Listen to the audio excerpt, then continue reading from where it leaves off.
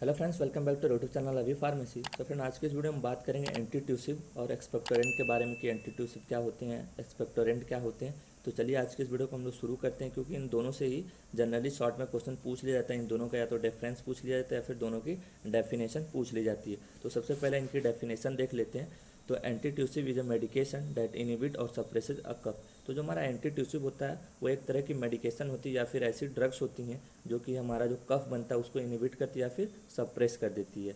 वहीं expectorant is a medication that make its easier to cough up mucus. तो जो हमारा एक्सपेक्टोरेंट होता है वो भी एक तरह की मेडिकेशन होती है या फिर ऐसी ड्रग होती हैं जो कि क्या करती हैं, जो हमारा कफ बना रहता है उसको ईजी कर देती हैं ताकि वो हमारे गले से ईजिली बाहर आ सके। अगर एग्जाम्पल की बात करते हैं तो जो हमारे एंटीट्यूसिव ड्रग्स होते हैं उसके एग्जाम्पल हैं डेक्स्ट्रोमेथॉर्फेन, कोडीन और डाइफेनहाइड्रामीन। वहीं एक्सपेक्टोरेंट के एग्जाम्पल की बात करते हैं तो ग्वाइफेनिसिन, ब्रोमहेक्सिन और सल्ब्यूटामोल। तो ये इसके एग्जाम्पल्स होते हैं। नेक्स्ट बात करते हैं कि impact on the medulla of the brain. तो जो हमारा एंटीट्यूसिव होता है क्या वो हमारे मेडुला पे कोई इम्पैक्ट डालता है? तो yes, it directly affect the cough reflex centre in the medulla oblongata by binding to the receptor.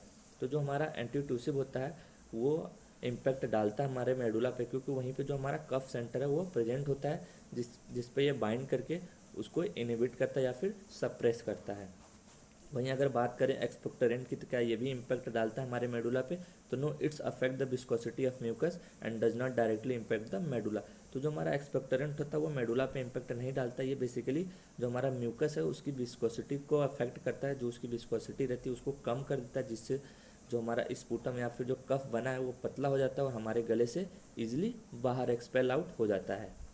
Next बात करेंगे direct impact on the mucus. तो जो हमारा एंटीट्यूसिव होता है क्या वो कोई इम्पैक्ट डालता है हमारे म्यूकस के ऊपर? तो no, it's impact the cough reflex and does not directly influence the mucus. तो ये हमारे म्यूकस पे कोई भी इम्पैक्ट नहीं डालता। ये बेसिकली जो हमारा कफ रिफ्लेक्स है जिसको हम लोग कफ सेंटर बोलते हैं वो वहाँ पे इम्पैक्ट डालता है और अपना असर दिखाता है। वहीं बात करते हैं क्या जो हमारा एक्सपेक्टोरेंट होता है वो म्यूकस पे इम्पैक्ट डालता है?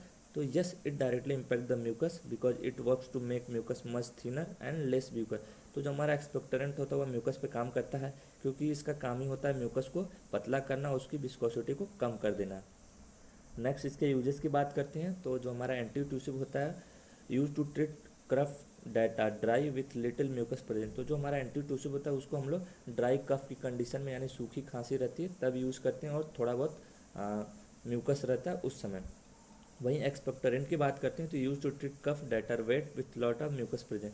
तो जब हमें गीली खांसी यानी कफ भी रहता है तब हम लोग वहाँ पे एक्सपेक्टोरेंट का इस्तेमाल करते हैं। इसके कुछ साइड इफ़ेक्ट होते हैं, जैसे सभी मेडिसिन के कुछ ना कुछ साइड इफ़ेक्ट होते हैं। तो जैसे इसके साइड इफ़ेक्ट्स हैं डिजीनेस, फैटग्यू, नोजिया एंड कंस्टिपेशन।